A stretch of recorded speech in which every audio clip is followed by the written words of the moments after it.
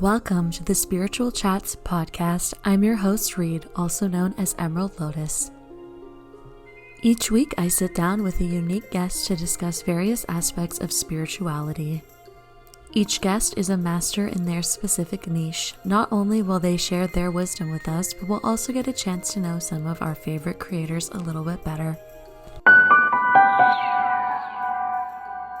In New Age spirituality, the topic of the Akashic Records comes up a fair bit. From meditations that help you access these records to tarot decks on the topic and numerous books.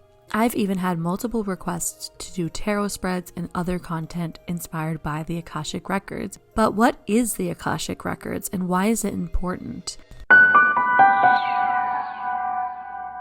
Today's guest, Hannah, is a multifaceted healer and spiritual teacher who's here to shed some light on this topic. This is an especially fun guest for me to have today because Hannah and I are from the same hometown in Canada, but we've both since moved away from our hometowns, and we actually didn't even know each other when we both lived in the same city. We connected over social media, so it feels so nice to have her here today to chat. Welcome, Hannah. Thank you for having me, Reid. Of course, I'm so excited to get talking about all things spiritual today. Starting out, what are the Akashic Records? Can you help explain what they are? Of course, I'm happy to explain what the Akashic Records are, but first I want to touch on the Akasha. Since the Akashic Records exist within the expansive plane known as the Akashic Field or the Akasha, those can be kind of used simultaneously. But the Akasha is considered to be an ancient, pure, energetic source that contains the highest vibrations of love and wisdom and healing and possibility from which everything emerges.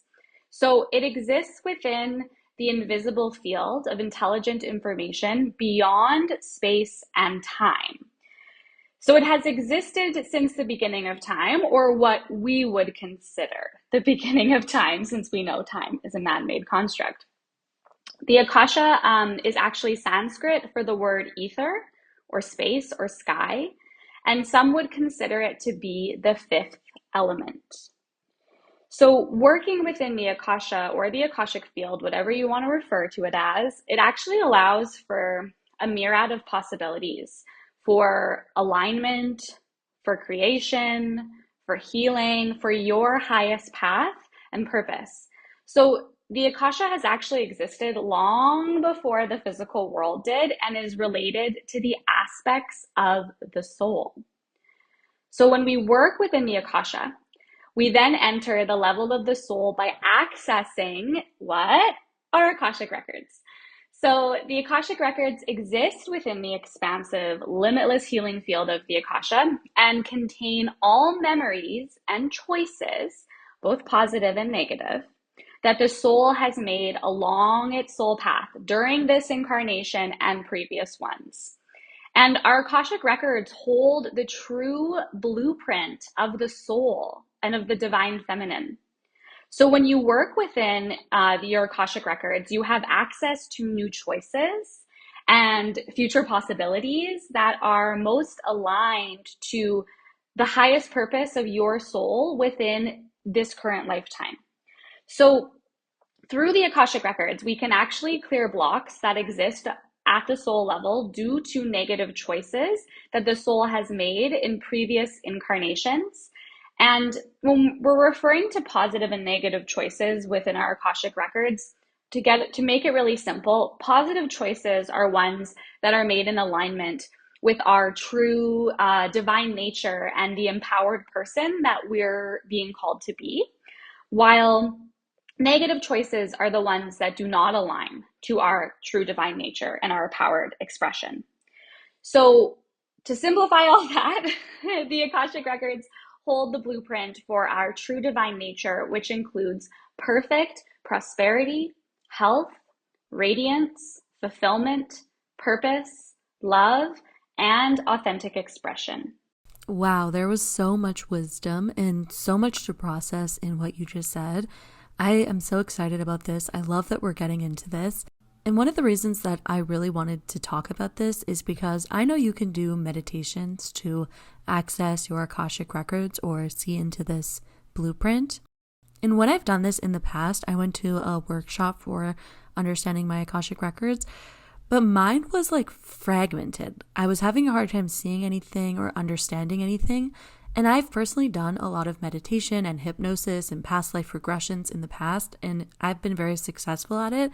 But when I've done the Akashic Records, it felt like it was just very closed off to me. And I wonder if other people have had that experience as well. And if they have, how would you go about accessing this information if it's feeling kind of fragmented or locked away?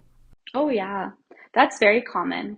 Um, I think when it comes to Akashic record work and working within the Akashic field, it's about finding a teacher and a prayer that really resonates with you and your experience.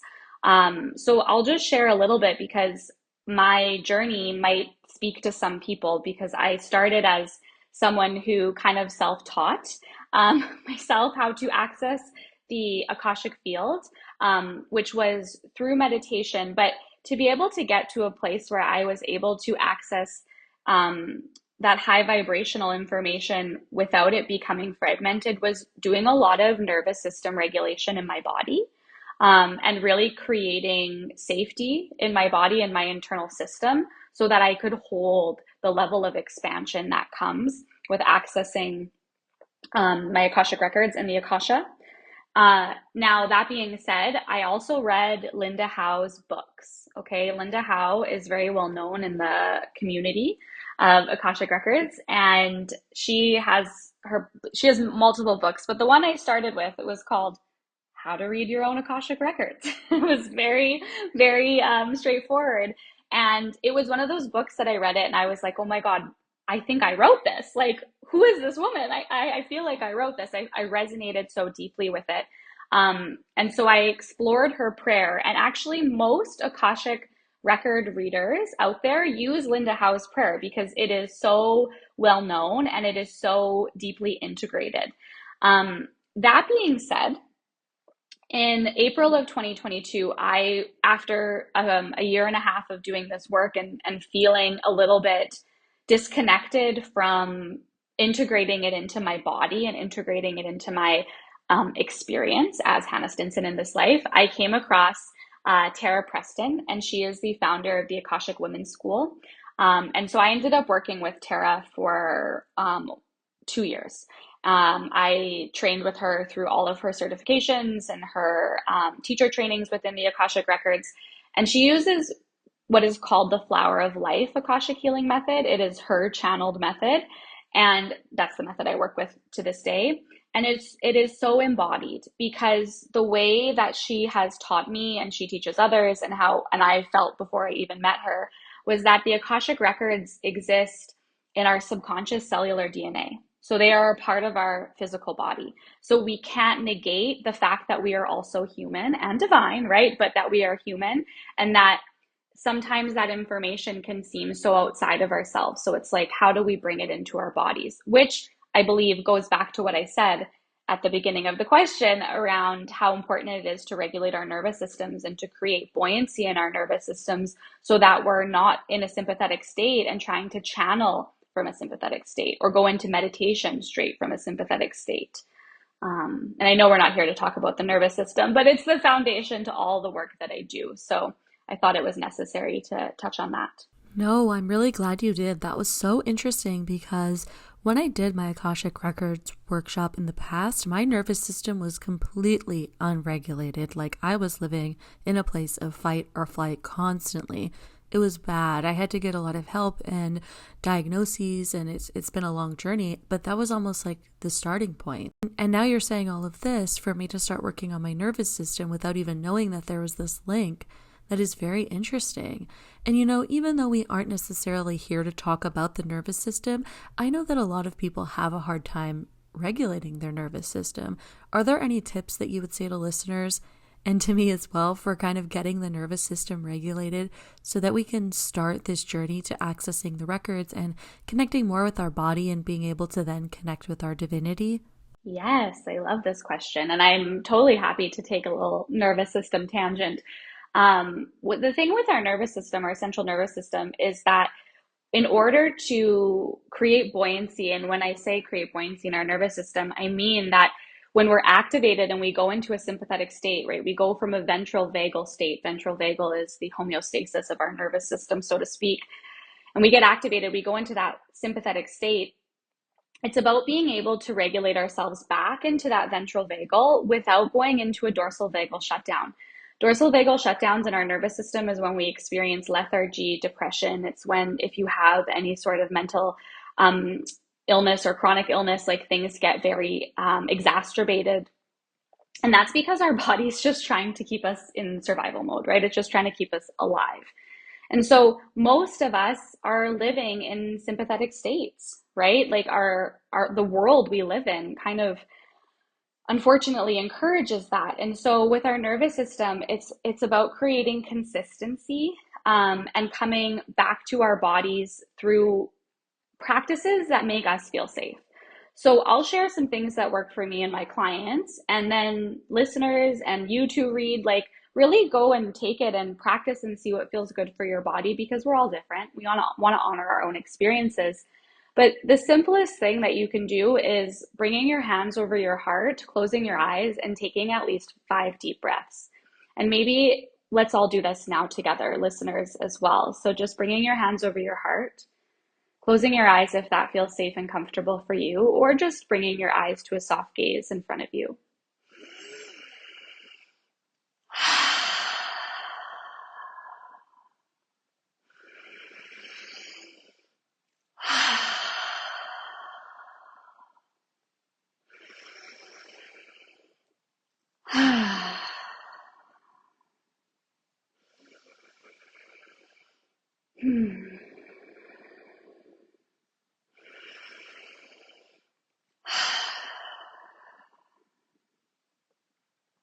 And just taking a moment to check in with your body and just notice how you're feeling, just noticing, no judgment, curiosity. Maybe while you were breathing, your mind was like, oh my God, we have to do this. Like, I have to do this 4 more times after the first breath. You didn't want to keep going because you felt like, I don't have time to pause and take 5 deep breaths. That's a sign that your body's in a sympathetic state, right? Because you're not even feeling safe to pause and take those breaths. And so if that's what's coming up for you, my suggestion would be toning your vagus nerve. Our vagus nerve is literally magic in our bodies. And it is a wandering nerve that starts at the back of the head intertwined with the cranial nerves, the optic nerves, and it goes down through all of our organs. And for those of us in female bodies, it ends at the top of our cervix. So think about how much is affected by this nerve, right? And so what's happening is most of our vagus nerves are not functioning optimally, and then that's causing a lot of disease and disharmony in our bodies and our systems. So some of the best ways you can tone the vagus nerve, well, guess what? We just did one. Deep belly breaths. Humming and chanting are 2 of my personal faves. I chant every single day. It's that consistency. It shows my nervous system every single day. I'm coming home to you. I'm showing you that you're safe. I'm making sure that, my vagus nerve is functioning optimally. But some other ones like are gargling, right? After you're done brushing your teeth, gargle a bit of water. Expose yourself to sunlight at the beginning of the day and the sunrise and at sunset. Laughing is one of the best ways to tone the vagus nerve. So big belly laughs. Acupuncture, reflexology, other really great ones. Those you might not be able to do on yourself. But this really is such foundational work for accessing deeper states of embodiment. And when I started my spiritual journey, Reid, very similar to you, I was living not even in a sympathetic state. I was living in a dorsal vagal shutdown. My chronic illnesses were at their worst, and my vagus nerve was so out of whack that anytime I was in pain, I would throw up or I would pass out. And that's a very big sign that your vagus nerve is not functioning optimally. And so when I started this work in 2020 of healing my nervous system, it absolutely changed the trajectory of my life, not just for my physical body and healing my chronic illnesses, but also being able to hold the vast energetic system that is the Akasha and the Akashic Records, and being able not to just do that for myself, but for others. Wow, there is so much to go over here. I feel like I need a second for what I was going to say. I really lost my train of thought. You just gave so much wisdom and insight in what you said, and I'm absolutely at a standstill. Like, I've been suffering from PTSD unknowingly for a long part of my life, and I would faint and throw up when I was activated. And I've recently been doing more vagus nerve healing and trying to regulate my nervous system. So I feel like having you say all of that just really blew my mind. I'm just like trying to absorb all of that while being the interviewer. And I'm like, wait, I feel like I'm just the listener here. Like, I want to be able to process what you're saying. Oh, well, I'm glad that it resonated. And yeah, I mean, I also had PTSD and I'm in full remission, and I swear it's from the nervous system work. Wow, okay. That gives me a lot of hope, honestly. That's amazing. Yeah, I'm happy to share a really good book if you'd like. Yes, yes, please do. So a book that really changed my life with healing my nervous system and really understanding it from a scientific perspective, because I am like part of my life's work is to be the intersection of medicine and magic. But the book is called Accessing the Healing Power of the Vagus Nerve, and it's by Stanley Rosenberg. Dr. Stephen Porges writes the foreword, and he's who created the polyvagal theory, which is what I'm referencing within the work I do with the central nervous system. And this book has examples, stories. Stanley Rosenberg is a bodywork practitioner based out of Denmark. And then it also has tons and tons of exercises that you can do yourself and then for practitioners to share with their clients. I will definitely be checking that out. Thank you so much. And I love the fact that you said the intersection of health and medicine and magic. What really started you on your spiritual journey? Like, how did you find that this worked for you and that this is where you wanted to go?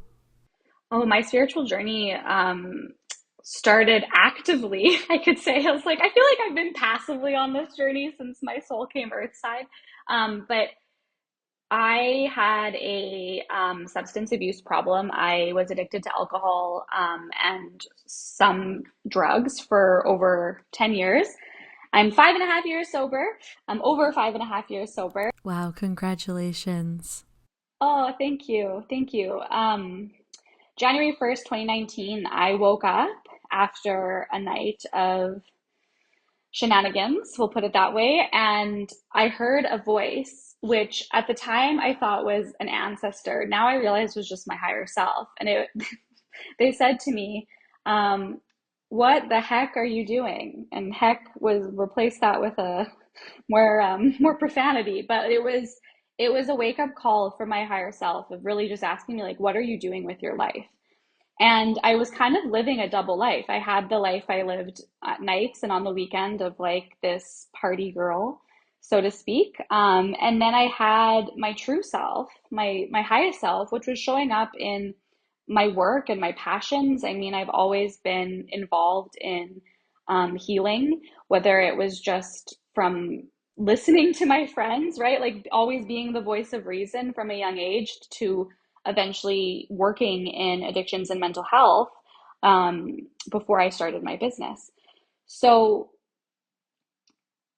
the last, oh my gosh, almost 6 years has been a reclamation of coming home to myself because I was just honestly sick and tired of self-sacrificing. I had so many people around me who were telling me before I had the breakdown that I had a problem, and we can't help people who don't want to help themselves, and I didn't want to help myself. And so since then it's just been an active journey of helping myself, whatever that looks like. Most of that has been just taking initiative and being an advocate for my health. I live with liver disease and endometriosis. My liver disease was a result of the birth control pill, which was treatment for my endometriosis.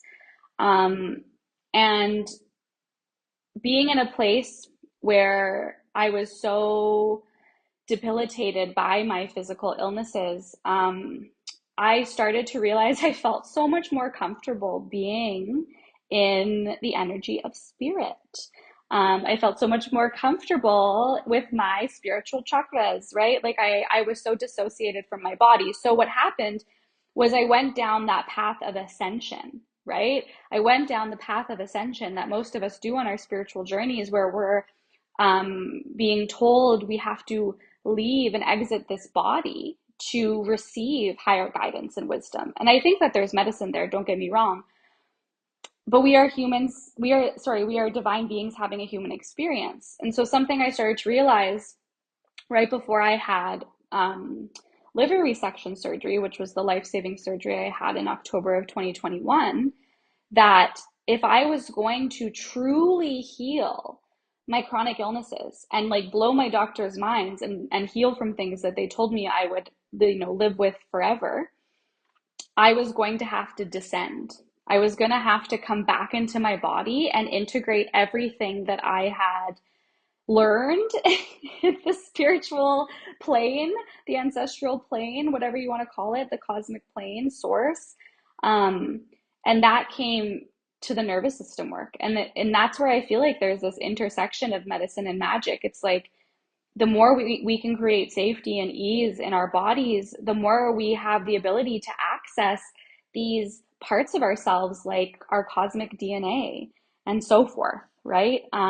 That's a whole other topic for another time, but I don't know if I answered your question, but it's kind of my roundabout way.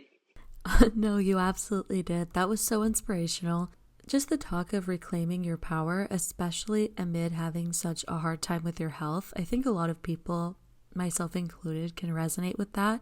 Whether it's from a physical health perspective, mental health perspective, there is that importance to really reclaim your energy. And I love, love, love that you're talking about returning to your body to find divinity, because I think that's something that I myself definitely disregarded for most of my life until honestly, very, very recently. And I feel like I don't think it's a coincidence that we're talking today, because so much of what you're talking about is what I've been learning. And you're so much further ahead in your practice. It feels like you're just giving such great wisdom to me while I'm listening to you speak. And I really, really appreciate that, because I feel like it's something that I and others disregard, that coming home to yourself to find this divinity instead of constantly seeking it from outside of your body. Yes. Oh, I have full body goosebumps. I did too while you were speaking, honestly. And I know that a lot of the content that you post online talks about your liver disease, but I never really knew where it stemmed from or what the cause was, or what was really going on. But I had no idea that it stemmed from your use of birth control. Oh, yeah. So, actually, 1 in 10 people who take oral contraceptive are at risk of developing these hepatic adenomas, fancy medical term for liver tumors. They are vascular, so they are fueled, so to speak, by blood, and actually by estrogen.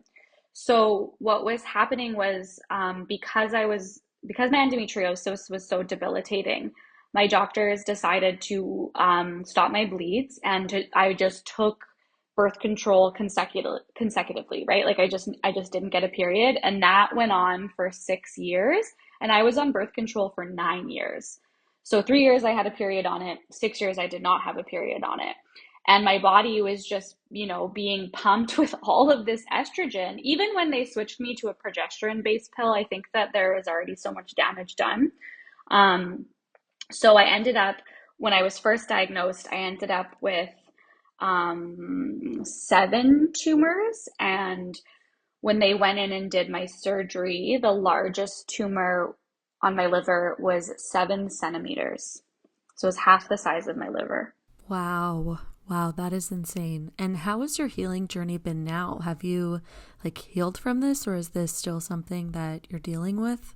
It's still something I'm healing from, but I have really made leaps and bounds. And so I do believe that that surgery was the catalyst to my expansion, because I I was praying, manifesting anything I could do to get rid of these tumors, or to get rid of the tumors that were at risk of rupture, which would have been fatal, or turning carcinogenic, right, which also would have been fatal.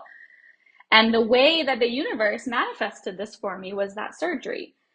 And my whole family, everyone around me was like, how are you so calm going into this? I've had many surgeries, laparoscopic, before this, and I was always so scared, right? So much fear. But I had such an unwavering sense of calm going into that surgery because I knew it was going to change my life. The last almost 3 years have not been easy. Recovering from an open abdominal surgery never is. Anyone out there, if you've had open abdominal surgery, I see you and I feel you, and you're not alone. Um, but I have gotten to this place now with my liver where it's functioning 100%. And before my surgery, my liver was functioning at 40%.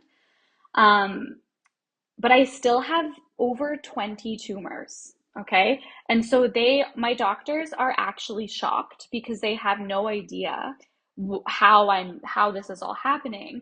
And so when they ask me, I've told them, and some of them have shaken their heads, but I've told them, I said, it's the work that I've done to heal my nervous system. It's trusting that going off my medication and getting my cycle back, getting my periods back was going to heal my liver. And so I really feel that having a cycle again and allowing my liver to like properly detox along with my cycle, my liver will heal, and therefore then my endometriosis will heal.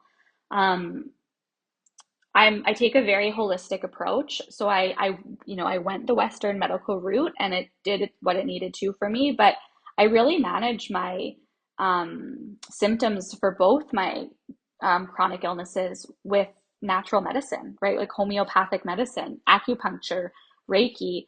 I go into the Akashic Records all the time for myself to heal and to clear blocks that are living in different organs of my body. Like there's so much we can do to heal ourselves.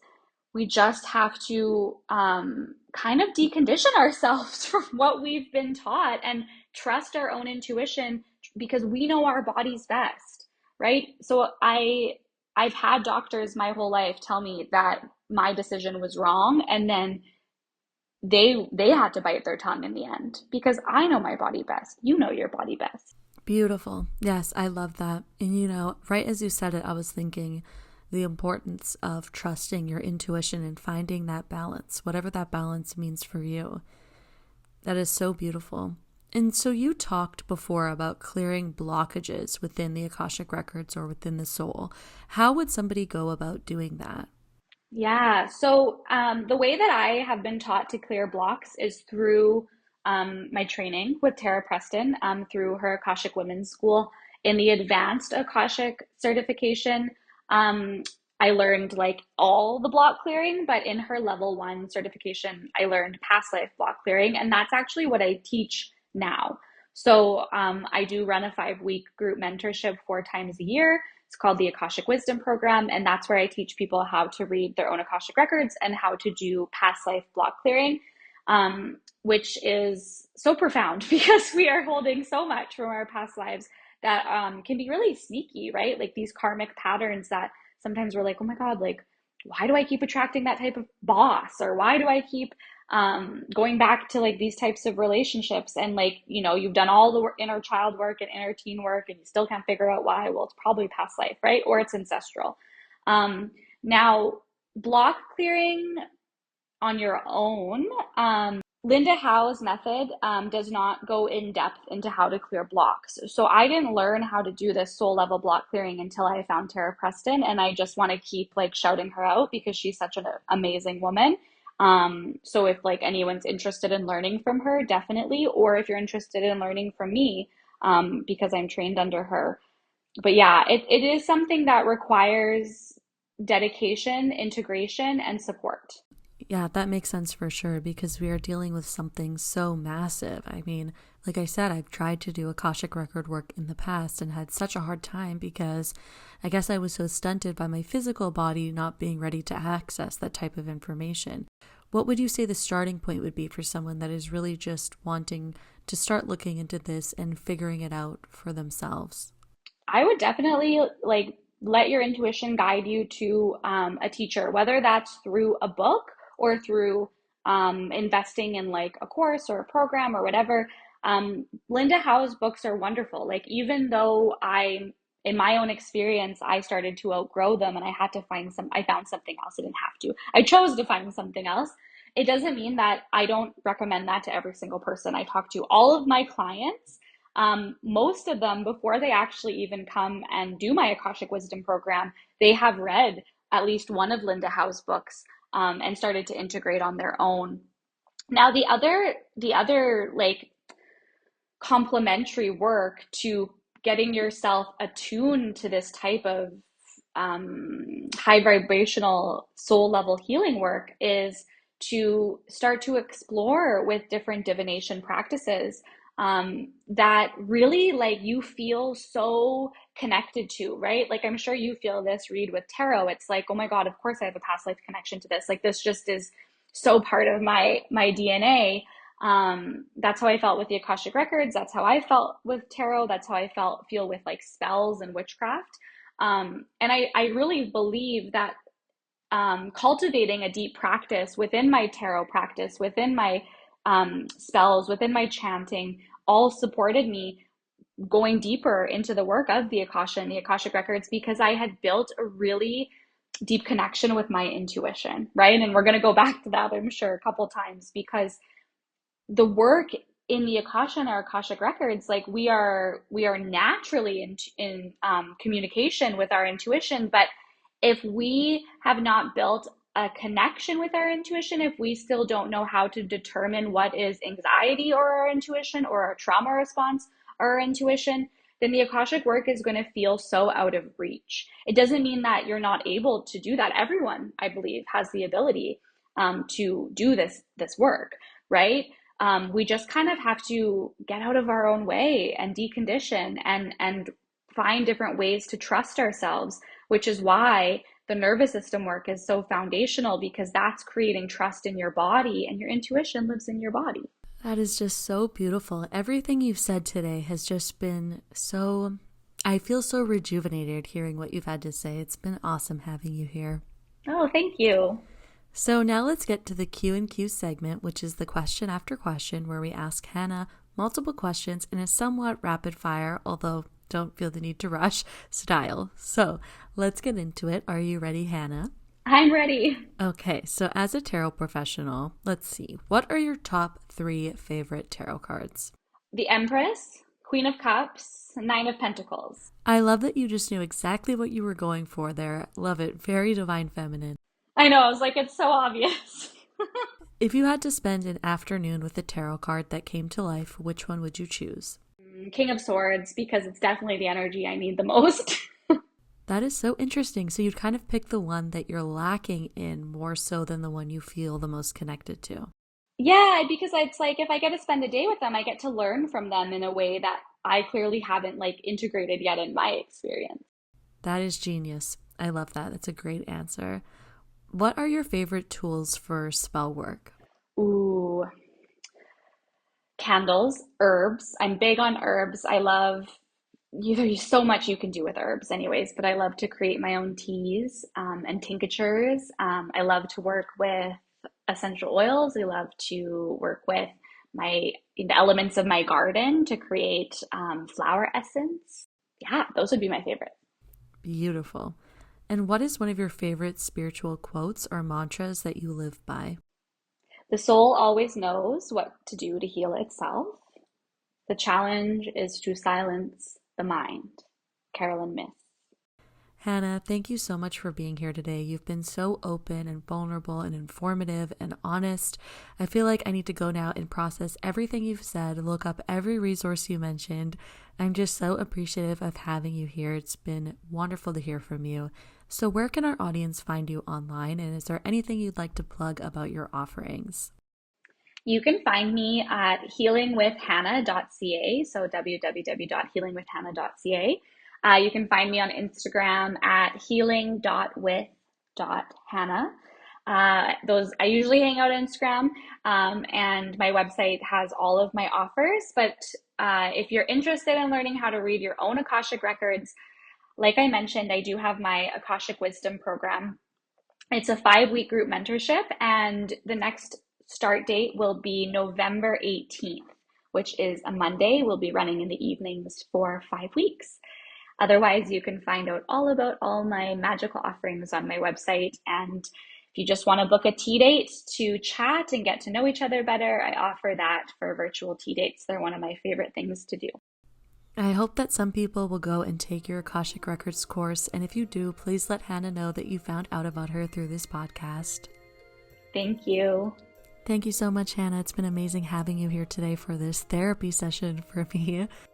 If you want to find any products or links discussed in this episode, you can check out my new Instagram account at Spiritual Chats Pod, where I share all about the guests, their recommendations, and I even give some sneak peeks into next week's guests. Thank you so much for being here. I'll see you next week.